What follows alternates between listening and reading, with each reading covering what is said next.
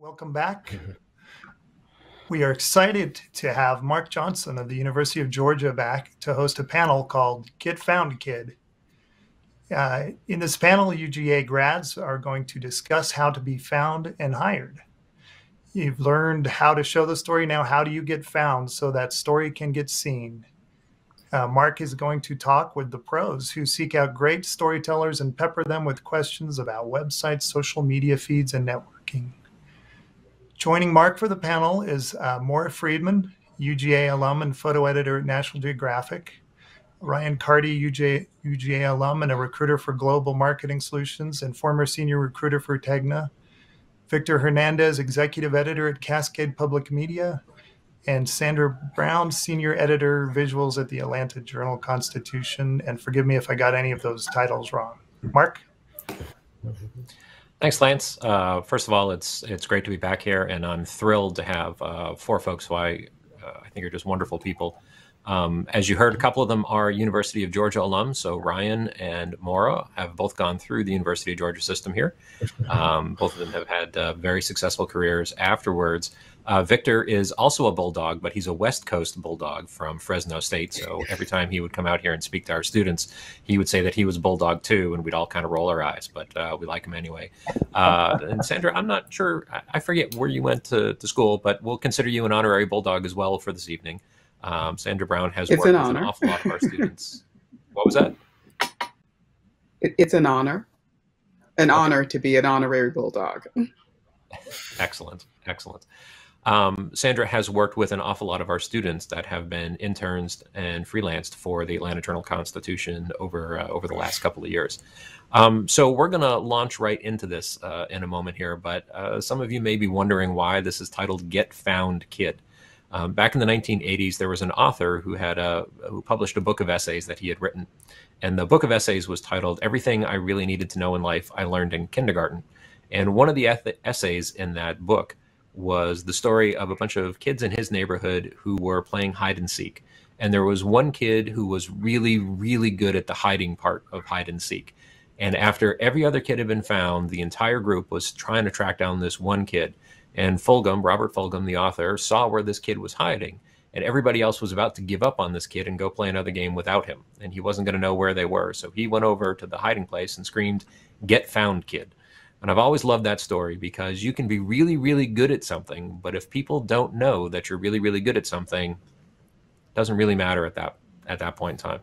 So we put this session together to talk to students about what it is that you need to do to get found. So we're going to talk a little bit about web presences, social media, online presences. How do you do networking? We'll talk about some good examples, and maybe there's some bad examples of networking in there. We'll talk a little bit about what should be in your portfolio and how you should structure that. And then at the end, we'll also talk about some of the other ways that you can use these skill sets, sort of other career paths that you could take visual journalism. So we'll put this out to the panel to start here. And we'll just sort of run around the board here real quick. What's the most important part of an online presence for a student? What should they be working on between now and their graduation, whether that's in a month or 5 months from now? Maura, you want to start with that one? Sure. I think the first thing that every student should be working on, and something that I tell everyone I give portfolio reviews to, is to design your website and your social media presence around the work that you want to do, as opposed to trying to show that you can kind of do everything. You don't get hired for work that you think you can do or are trying to convince people you can do. You get hired for work that you've already done. So if you want to work in portraiture, you don't need to have a sports section in your portfolio. If you want to do sports, I don't need to see your food photography. So really consider where you want to go and tightening up your presence to reflect that. Great. Sandra, you look at a lot of portfolios for folks who are interested in internships at the AJC. What do you see in portfolios, online presences that really works for you? And this is going to sound like a little bit of a contradiction for what Maura said, but it's from the newspaper perspective. And so with the interns, I'm looking for a little bit of variety. I want to see how you stand with features, portraiture, sports, news, see what kind of exposure you've had to those different types of things. So I don't mind variety. I just would suggest that you really do a tight edit on your portfolio. Sometimes we get portfolios that I think in their efforts to try to show us everything, they really are putting everything out there. So just really be ruthless with editing your portfolio and get feedback from advisors or mentors that you may have with that. And I think it's important to understand that there is that difference. You know, Maura's at National Geographic, and so those are going to be very tightly edited portfolios for a very specific type of a project. Whereas, as Sandra said, a newspaper is looking for somebody who can do sports and news and features and portraiture, and probably food at this point in time as well. Victor, your publication is a little bit different because you've got a little broadcast and some online. What are you looking for in sort of that online portfolio and that online presence? Yeah, you bet. Thanks, Mark. I really like the advice so far. I think from my perspective, the other angle that I would apply here is that I really look for timeliness and something that is closely maintained in relatively recent order. We see a lot of portfolios and online experiences from particularly the less experienced candidates, the recent graduates that would have set up their site, perhaps part of a class project or something that they initially launched into upwards of a year ago.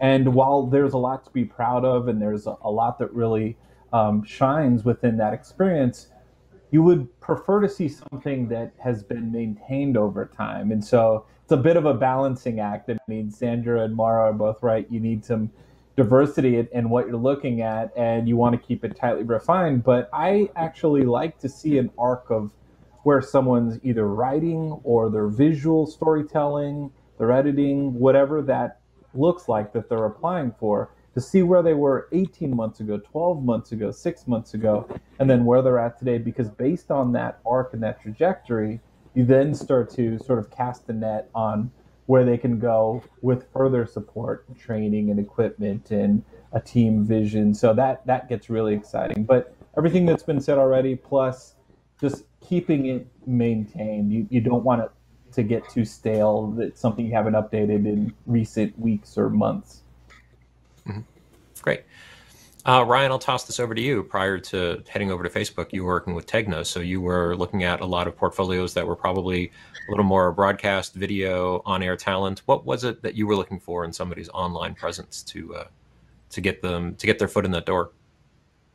Good question. So Mark, I actually was recruiting sales and advertising talent while I was at Tegna, and I currently recruit for sales and advertising at Facebook as well. So I honestly did not receive a ton of portfolios. It wasn't common for my applicants to include a portfolio on their resume or on their LinkedIn. But I do remember when I worked at University of Georgia, I often promoted to students to research the different portfolio services that are out there. A lot of them are free, and find the one that best suits your line of work. So if it's a very creative, skill set that you have, maybe Behance or a more creative website could be better for that, or Wix. If you have multiple different tabs that you'd like to show, or multiple categories of works that you have, WordPress or Weebly or Squarespace could be a good example for you. If you are showcasing just you and where you come from and a little bit of background information and interesting facts, fun facts about yourself, about me, could be a good website that you use. But really do your research and find out which portfolio service aesthetically would bring to life your work for a recruiter or a hiring manager to look at. So that's one thing I would say. And then when you have it on your resume, I would strongly recommend including that online portfolio link at the top of the resume. I currently recruit. I've been recruiting for a few years, and I know recruiters, we don't have a lot of time to look at your resumes. We spend maybe 5 to 30 seconds on each of the resumes that we receive. And so it is so imperative that you all place that link in a visible place on the top of your resume for us to see right below your name. Look most likely where your contact information is located. You can also include that portfolio as a QR code. That is something else that we totally accept as as recruiters. It's scannable. We can easily just get our phones out and hover our camera over it and find that portfolio. But that is definitely something I would recommend, researching the different portfolio service websites and finding ones that will best display your line of work, whether it's one line of work or multiple tabs on a website. Great. Let's pivot off of that a little bit, because Brian, you mentioned using a couple of different platforms for building your website out. Wix, Weebly, Squarespace. There's a ton of them that are out there. WordPress. What's the importance of branding? I mean, should your web presence be yourname.com, or is it okay to be yourname.wix.com? I mean, when you were recruiting for sales and marketing, if you did find somebody who had a website, or while you were working with the students here when you were our career services person, did you think that it mattered that much whether it was a personal brand or whether it was a little more generic? Yeah, so it's so important to have your brand out there. I think whatever your brand is, it needs to be in alignment with who you see yourself as a professional. So for example, when you are branding yourself, I'll actually use LinkedIn as an example. When I often look at LinkedIn profiles, which I do every single day, especially now that we are in a virtual recruiting world where I can't go to campus and recruit students, we do heavily lean on LinkedIn. And so we're looking at your profile. We're first looking at whether you have an all-star profile or not. And so typically those profiles include lots of content, and those are the most full profiles on LinkedIn. So for example, your professional photo, I think that's your most important part of your brand when it comes to online presence, especially on LinkedIn. Do you have a photo? LinkedIn studies show that you're 7 times more likely to be found on LinkedIn if you have a professional photo, or at least a photo. I would recommend no dogs, no cats, no sisters and brothers, no significant others. We want to see you specifically in that profile picture, so we know exactly who we're going to potentially hire. So I would definitely recommend a portfolio, professional photo, one, but also your professional headline. Under that is the title, a job title, or who you see you as a professional. How would I recognize you as a professional? Are you a photojournalist? Are you a former intern at the Atlanta Journal-Constitution? What is your job title? What's going to help me find you in a search? And you want to search those keywords on job descriptions. You want to find different categories of photojournalistic work that's out there and try to match as many keywords on those job descriptions as possible and place them on your LinkedIn profile. So again, your professional headline is super important. Also, that summary, which is right below your professional headline, the summary is typically a written version of a 30-second elevator pitch. We all know that, in an elevator, you might only have 30 seconds to impress someone. Well, in the virtual times on LinkedIn, you might only have about 30 seconds to impress someone with your profile. So if I'm reading it, I want to see the first few lines that really engage me and really catch my attention. And typically those keyword-rich profiles will catch my attention. And typically you can use, again, that job description as a cheat sheet. But in that summary, I want to know who you are. I want to know what you specialize in. I want to know what your skills are. I want to know what your relevant past experiences are. And then finally, what's your goal? Why are you on LinkedIn? Do you want to find a job? Do you want to find an internship? Are you interested in freelance work? Are you just looking for part-time work? Tell me a little bit more about what you're interested in. And then also I want to see your education, of course. If you went to college, or what school specifically did you graduate from, or community college, 4-year university. I want to see where you're coming from. And I also want to see specific skill sets that are listed on those profiles. As recruiters, we often use skill sets to drive our search. So specifically, again, that job description is going to tell you exactly what skills you need for that job. If you have those skills, list them on your profile, and not only list them, but also get a friend to endorse you, or a professor, or a former manager, or a current manager. We want to see other people endorse you for your work. So again, that LinkedIn profile is super important, and it's a huge part of your brand. And I highly encourage you, especially in a remote virtual recruiting world, to enhance that to an all-star profile as much as possible. Great. Let's so LinkedIn is one place that visual journalists are found. What's the role of other social media, Facebook pages, Instagram, things like that? Sandra, when you're looking at interns, do you go looking for that stuff? Or when you're looking for freelancers, is that one of the places that you turn to try and find new folks to work with? I do look on Instagram. I do look at social media pages for folks.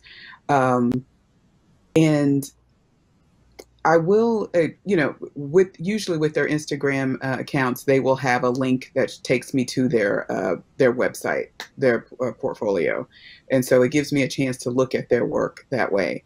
I must say that with all of the interns we've had, I still follow them, of course, on Instagram and to keep up with them. I'm also curious about who they follow as well. It's sort of like a chain reaction. Who are they interested in? And that kind of helps me as well.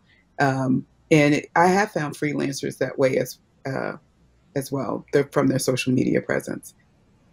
Mm-hmm. All right. Victor, we're going to pivot a little bit to you. So how important is the social media feeds for you? And we actually had a question that came in for you here. Let's see if I can figure out how to get this one to come across. There it is. So this question came in from Henry Danner, and he was asking, how should somebody designate sort of the timeliness of work on a portfolio? Is that something that you might sort of cross-reference with the social media feed, or do you just look at social media feeds when you're looking for folks? Yeah, I mean, I think those are a couple of different tracks. It's a good question, but I think in terms of keeping one's portfolio up to date, it's really about as relevant as the work that you've committed to, and so you obviously aren't going to go chase something in the news every time there's a blip in the news because you think that's going to help your job positioning. It's really going to be a project by project basis, but it's important to not grow complacent because you think you've got a really polished site from a year ago and you think you can ride that out up through that next career path. But in terms of the social engagement, I have hired probably 125, 150 newsroom journalists in the last 15 years between the work that I'm leading in Seattle at a nonprofit, nonpartisan newsroom to about a decade of leadership work that I was doing in Atlanta at CNN in the main newsroom. And social media is the great discovery tool for learning about who the interesting emerging talent leads are for varying positions. And it's a great way to stay connected and to learn and follow their progress and their track and just sort of keep tabs. In the olden days of notepads, I know we've all converted to digital spaces for keeping our lives organized and productive. But back in the old days, I would literally keep a notebook that just said rising stars. And I had a page for the different roles that I was just always keeping tabs on. As a hiring manager, hiring is recruiting is a 52 week a year endeavor. It's not about hey, we're about to post for an open position. Let me see what the talent pipeline looks like. If you're serious about being an efficient leader, you're always on the prowl and you're always making new connections and you've always got a list. Now I've converted those lists to Evernote and Google Docs, and we actually have in my current newsroom a candidate tracking system, and we have a differentiation between the hot candidates, those who have applied for previous positions at Cascade Public Media. So they're on our radar. We know they're interested. We've had conversations with them in the past, and we're just waiting for the next good opportunity. But then we have a classification for cold candidates, people that haven't applied, that maybe don't even know what we're doing in the Pacific Northwest, but we're following them. We want to connect with them at an upcoming journalism conference. We want to start a conversation. And in the meantime, social media is this wonderful connective tissue to stay really tied to their growth and progress and availability if we get lucky. So definitely stay active, and we won't go into the ethics and the sort of best practices of what you should and should not reveal on social media. Perhaps that is a different conversation, but the headline here is it's important to be engaged in the popular platforms. So my current students discovered a couple of weeks ago the last time that I had updated my portfolio website was 2007. So I think that explains why Victor has never hired me at any of the positions that he's held in the years that I have known him. Maura, working at National Geographic when I was coming of age, the story about National Geographic was at some point in time, you'll get a call from Geographic asking you to come to Washington, and you'd spend a day or two sort of walking around and meeting with editors. And then they take you to the door and say, thank you for coming in. We'll be in touch. And it used to be, the joke was that 10 years later, you'd get the follow-up phone call, and they'd basically been watching you for 10 years. I assume social media and sort of the immediacy of web has changed that. How much effort do you put into, or how much time do you spend on social media looking for the next photographer to work on digital projects at Geographic? I spend a ton of time on Instagram, especially. I mean, I think one thing to note is that the same way that photographers move around in their career, so do editors. And so especially editors who are newer in their careers, we're looking to build relationships with a wide variety of photographers, including people who I maybe can't imagine a project that they would work on at National Geographic, which isn't to say there wouldn't be one eventually. But Victor's notebook is my Instagram saved folder. I have like mini folders for where people are in the world, for how I know them if they're through a collective, for the type of photography that they do. I think it's just a great way to get new names on your radar. And like Sandra was saying, people who I follow, the more they promote their friends, the more I get to see. So I think a lot of people have been sharing the work of others in their Instagram stories, and especially when there is timely news breaking, that's how we've gotten a number of relationships started with licensing with photographers. And then again, that opens the door for maybe we don't have a project for you this year, or we don't feel like you're ready this year, but in the next few years, or maybe the person you were working with moves on, and editors talk and share those resources. And love nothing more than to be the person to connect the right photographer to the right story. Great, thanks. So I guess my next question is, once a student or a young professional has made contact for the first time with one of you, what's the best way to do follow-up contact? Is it through email, newsletters, personalized emails, phone calls, postcards? Sort of quickly, we'll run around. Sandra, what's your favorite way of hearing from younger photographers after you've maybe already met them once during an interview or at a conference or something like that? Oddly enough, I think because I get so much email within the course of putting together a daily newspaper, that if you sort of old-fashioned way, if you send me a letter or a postcard or something that takes me out of the norm, it stands out to me. So I think that's a good way to approach. I do remember distinctly times when I've gotten that follow-up letter. Mm-hmm. Victor, how about you? What's your favorite way to hear from folks after an initial contact?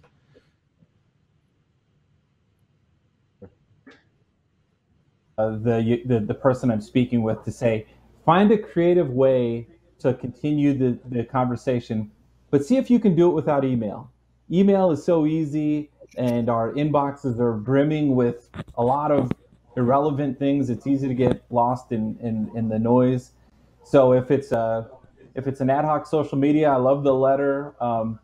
Many years ago at CNN, we had someone who was up for a position, and they sent, we received in the newsroom, we received a shoe box, and inside the box was one shoe.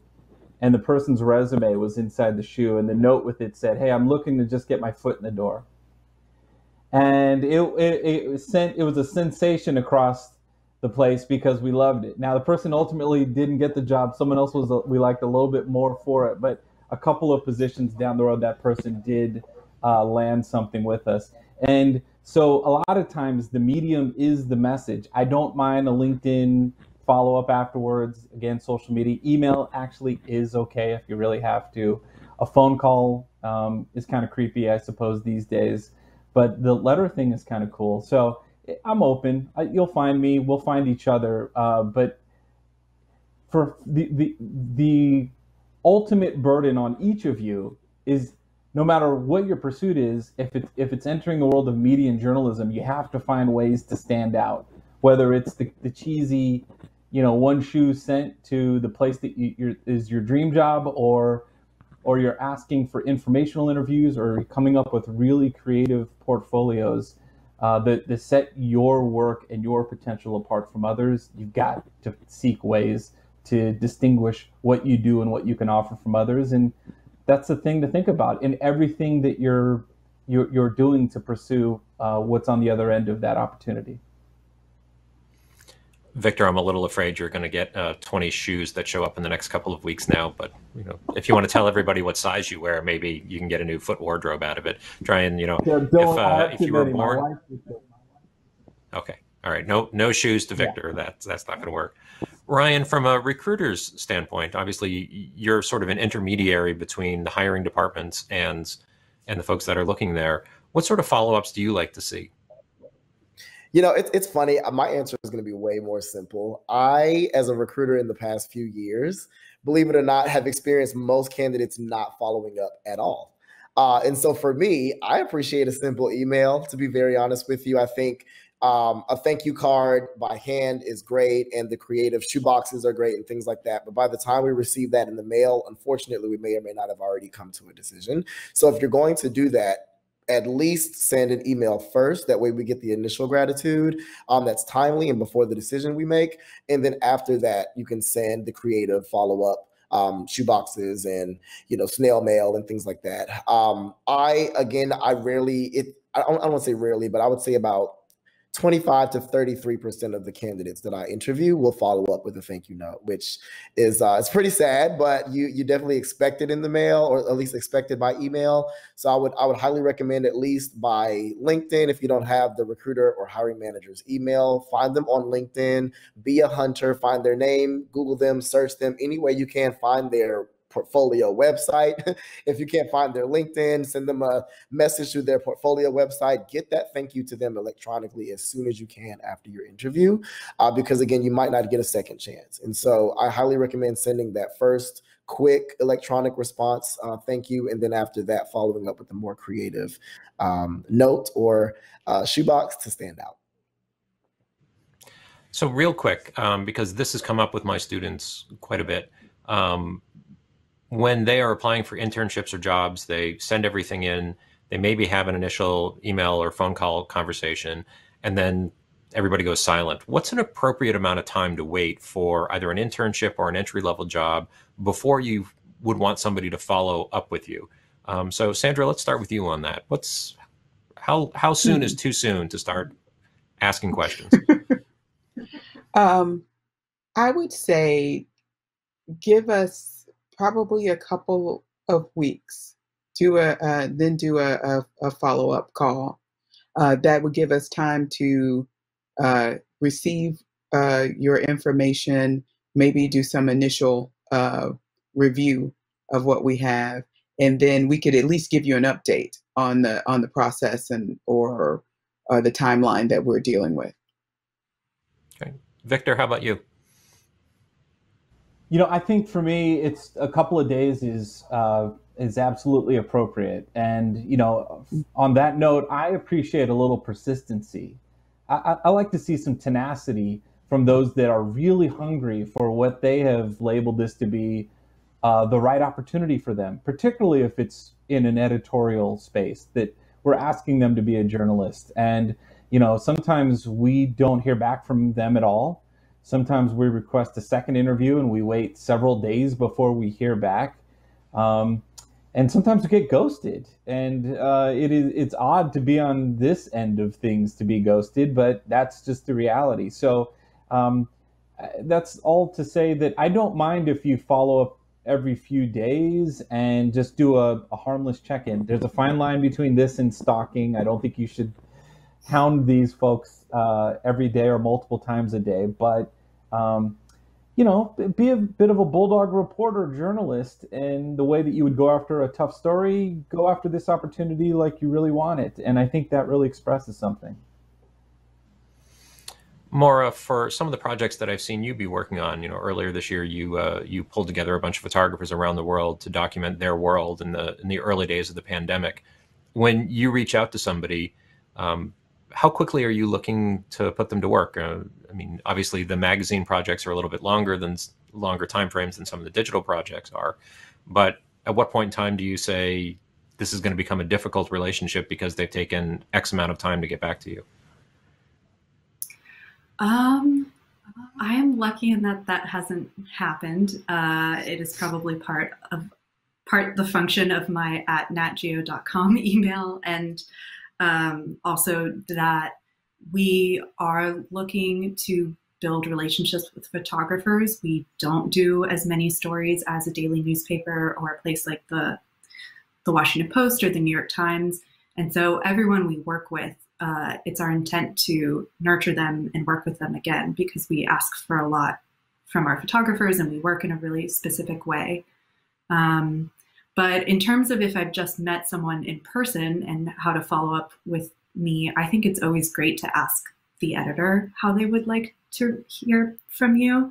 I mean, for me, I would always tell people email's great. I'm always happy to hear pitches, but especially if we don't have a prior relationship, getting completed projects that you're looking to license or seeing those bodies of work are great. I always try to open everyone's newsletter. So again, making sure that your newsletter is not just showing me what you've done, but ideally offering something, like listing a few stories at the end that you're hoping to work on or that you're in progress on. And then from there, I think it just, depends on the relationship too. But following me on Instagram is great. I also try to look at everyone who follows me. Please don't like all of my photos on Instagram to get me to notice you.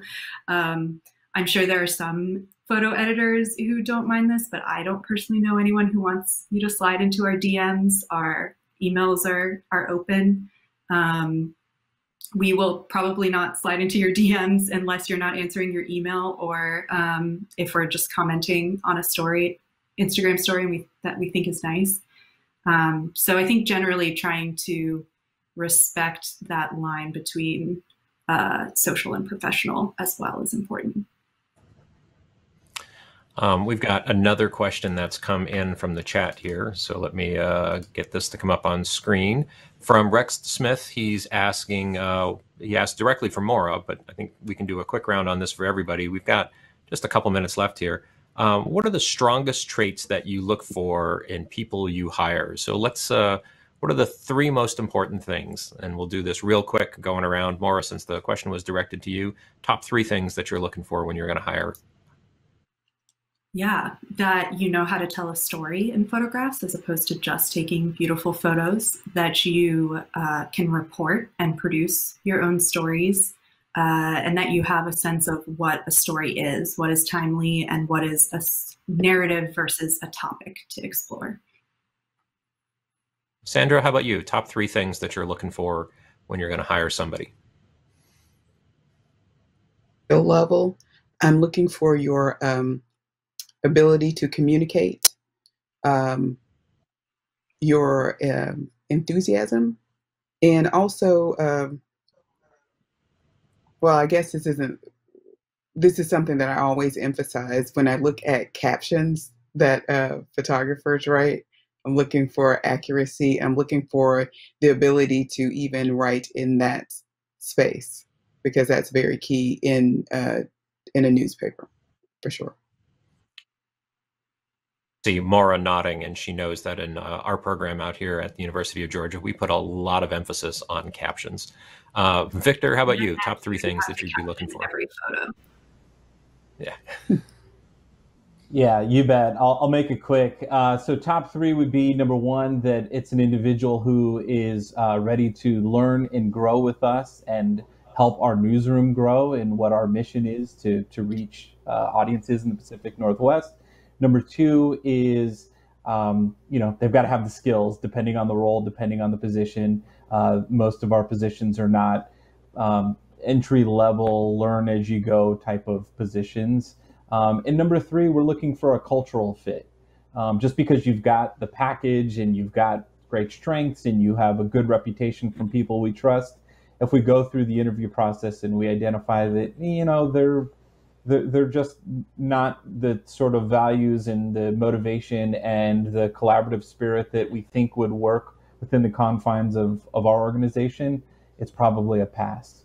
And the way you get to understand that is ask a lot of those questions on the front end, and you're going to want to know if you are or not a good cultural fit within that operation. So those are definitely things for you to probe as well.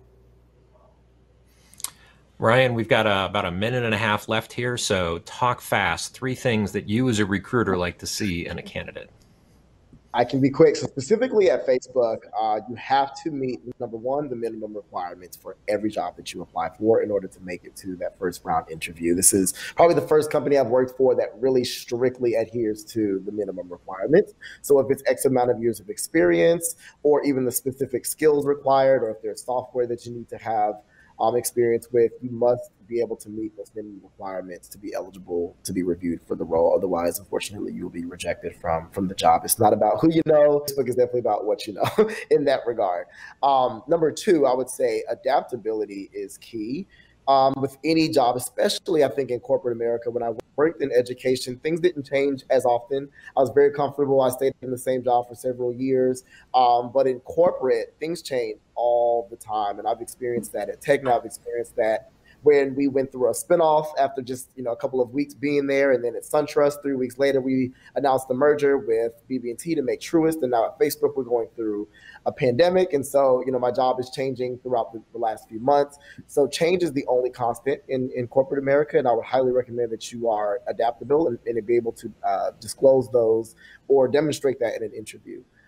Lastly, the ability to take critical feedback is key. I think especially as a journalist, when you're constantly being critiqued and your work is constantly being hovered over or constantly being reviewed by editors or viewers, you have to be able to take critical feedback and not be personally offended by it. Please believe that it's only to make you a better journalist, but you have to be able to take that critical feedback, learn from it, and then make you a better journalist. Great. Thank you, Ryan. You can tell that I did not work very much in television because we are now about 45 seconds over our allotted time slot, so I'm going to have to wrap this up. Sandra, Ryan, Victor, Maura, thank you so much. We had a couple of other questions that were in the chat room that we're not going to get to, so I apologize for that. And we didn't get to this question about where can you use visual journalism skills in other career paths, because there are a lot. So maybe we can have that as a follow-up conversation someplace else. So again, to all 4 of you, thank you so much for joining us here tonight. Thank you for the work that all of you are doing. All of you are at entities that are incredibly important to the communities that you're covering and working with. Again, thank you for being friends of the University of Georgia. So on behalf of my colleagues out here in Athens, I want to thank the Atlanta Photojournalism Seminar for giving us this opportunity, and I hope for all the students that are out there that this gives you some ideas on ways to move your career forward. Thanks for joining us tonight.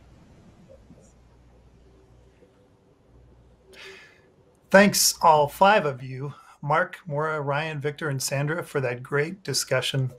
Very informative. And thanks to the University of Georgia for your continued support of the Atlanta Photojournalism Seminar. We see you every year, Mark, and students, and we are greatly appreciative of your support.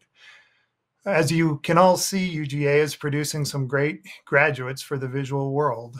So you guys are a testament to that. We hope you will join us tomorrow night for more contest judging and a trifecta of presentations by our premier sponsor, Sony. And be sure not to miss any of our dynamic speakers during a full day of free programming on Saturday. Saturday speakers will include Leslie Davis, Minneapolis Star-Tribune staff, Carrie Mason, Michael Santiago, Ben Gray, Alyssa Pointer, Carolyn Cole, Victor Blue, Beth Nakamura, and Meredith Kohut. One important note, if you can't make it Saturday, you can buy access to all the presentations for $29, as long as you order before the end of the day Saturday. After Saturday, the price goes up to $49. That's it for tonight, and we hope to see you tomorrow.